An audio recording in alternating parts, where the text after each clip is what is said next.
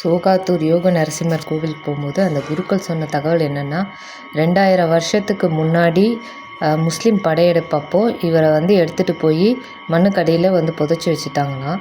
அதுக்கப்புறம் ஒரு பக்தர் கனவுல சிங்கமாக வந்துட்டு, எனக்கு பசிக்குது, சாப்பாடு வேணும் அப்படின்னு கேட்டிருக்காரு. உடனே யார் நீ, எங்கே இருக்க அப்படின்னு சொல்லி கேட்கும்போது, நான் இங்கே தான் பக்கத்தில் மண்ணுக்குள்ளே தான் இருக்கேன், என்னை கண்டுபிடி அப்படின்னு சொல்லிட்டு மறைஞ்சிருச்சான். அதுக்கப்புறம் அவர் தேடிட்டு போகும்போது சோகாத்தூர்லேருந்து 4 கிலோமீட்டரில் இந்த கண்டுபிடிச்சிருக்காங்க இந்த சிலையை. அதுக்கப்புறம் அந்த ஊர் மக்களே எல்லாருமா ஆரவாரமாக மேலதாளத்தோடு இங்கே எடுத்துகிட்டு வச்சு இவரை வழிபட ஆரம்பிச்சிருக்காங்க.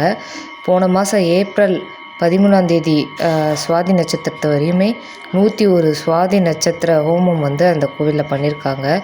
எப்பேற்பட்ட வேண்டுதலையும் அவங்க நிறைவேற்றுவாங்களாம். பயங்கரமான வைப்ரேஷன் இருந்தது. நாங்கள் அந்த கோவிலுக்கு 2 வருஷம் முன்னாடி அந்த கருவறைக்குள்ளே ஐயர் போகும்போது, நரசிம்மர் அங்கே இருக்க ராமர் சன்னதியை விட என்னை ரொம்ப கீழே வச்சுருக்கீங்க, எனக்கு படி ஏறி தரிசனம் பண்ணுற மாதிரி செய்யுங்க அப்படின்னு கேட்டாராம். வெளியில் அந்த ஐயர் இது நம்மளுக்கு நடக்கிறதா, இவ்வளோ காசு ஆகும், எப்படி இது ரெடி பண்ணுறது அப்படின்னு சொல்லி மற்றவங்கக்கிட்ட பேசிகிட்டு இருந்திருக்காரு. திருப்பி அந்த கருவறைக்குள்ளே போகும்போது, அதை பற்றி நீங்கள் ஏன் கவலைப்படுறீங்க, நீ வேலையை மட்டும் ஆரம்பி அப்படின்னு சொல்லி அவருக்கு உத்தரவிட்டிருக்காரு. அதன் பேரில் அதை ஆரம்பித்து பண்ணியிருக்கும்போது பார்த்திங்கன்னா 1.25 கோடி அந்த மாதிரி செலவாகியிருக்கு.